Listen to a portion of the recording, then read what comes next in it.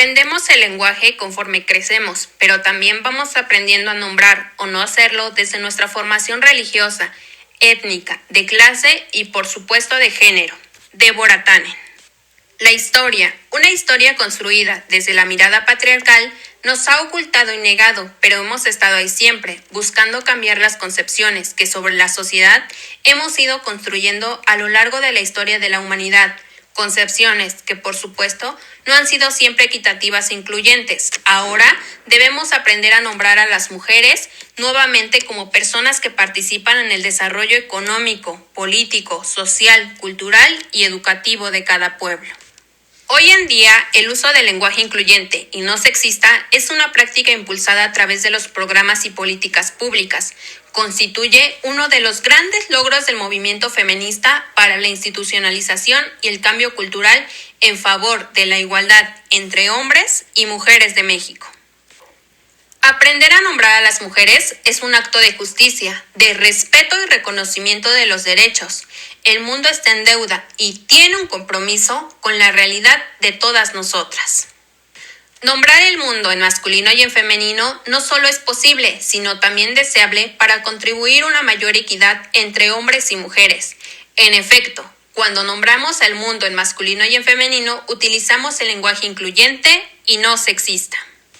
El hombre y la mujer somos seres lingüísticos, seres que vivimos en el lenguaje, nos movemos, existimos, lo construimos, lo acomodamos a nuestras exigencias, de tal manera que el lenguaje se convierte en la condición para la humanización y existe una relación de condicionamiento y necesidad en donde no solo la humanidad es lingüística, sino también el mundo que lo habita. Las personas son inseparables de las palabras porque gracias a ellas entran en contacto con los otros, aprenden, descubren y abren un nuevo mundo. En definitiva, el lenguaje es el único medio de comunicación y personificación, y en esto consiste precisamente la educación.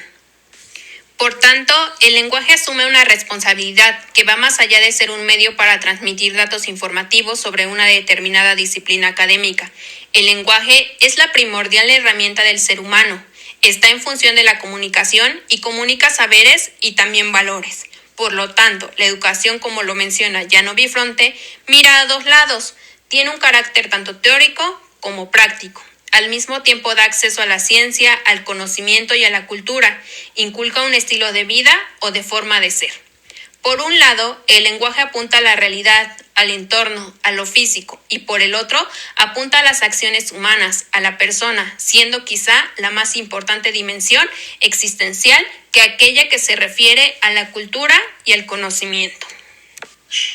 Las y los profesionistas de la enseñanza tenemos la responsabilidad de proyectar un lenguaje incluyente y no sexista con nuestros alumnas y alumnas. No se trata solo de hablar, sino también de escuchar activamente. En este momento es donde el lenguaje se convierte en una doble vía, en la que debemos ser capaces de inculcar un lenguaje inclusivo con el poder de transformación, para lograr cambiar la forma de pensar de nuestras niñas y niños y hacer que las cosas sucedan, generar realidades, operar cambios y así construyendo en ellos y ellas una identidad igualitaria frente a las personas que los rodean. Es importante tener claro que el lenguaje de nuestros alumnos y alumnas son responsables de las costumbres y tradiciones del lugar donde viven, lo que significa que mucho de lo que hacen o expresan es resultado de su contexto familiar y social. Por ello es necesario comenzar a generar y enfatizar sobre la importancia del lenguaje incluyente y no sexista, sin imponer o hacerlo de manera obligatoria, dejar que sea flexible y móvil, precisamente para generar una movilidad de cambio en nuestra aula.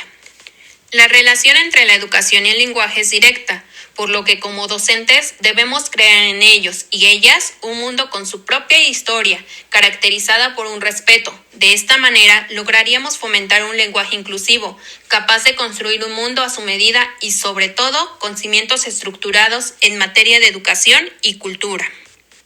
Me resulta fascinante trabajar con niños y niñas que son capaces de crear relaciones y construir un mundo humano, que es precisamente lo que persigue la educación. McLuhan señaló que la cultura basada en el libro ha terminado, que estamos viviendo nuevos tiempos. Vivimos en la aldea global o la era digital, en la que se aprende más de las redes sociales de sus amigos que de la propia escuela. Antes la escuela era el sitio privilegiado y exclusivo para tener información, pero hoy no. Casi toda la información está en Internet. Existe una nueva generación con características específicas y demandantes. Hoy más que nunca, la educación tiene una misión clara y urgente de guiar a nuestros alumnos a una sociedad que exija generar un cambio. Por tanto, comencemos por fomentar un lenguaje inclusivo y no sexista, que es asunto casi prioritario de las y los maestros, porque a pesar de las nuevas tecnologías y avances en redes sociales, no desaparecerá la importancia que tiene el docente en la formación de los alumnos. Pues se dice que en el aula los alumnos son quienes construyen su aprendizaje, sin embargo, los docentes aún tenemos el control sobre el método de enseñanza. Por lo que la función de la educación no es únicamente transmitir conocimiento. La función de la escuela, en cuanto al lenguaje se refiere, es enseñar destrezas, que el alumno sepa leer, escribir, expresarse bien, razonar y argumentar. Cuando tenga estas destrezas, sabrá usar beneficiosamente los recursos tecnológicos. En sí mismo, el recurso tecnológico no es un medio de comunicación, como tampoco lo es la palabra si no se sabe utilizar correctamente. Gracias.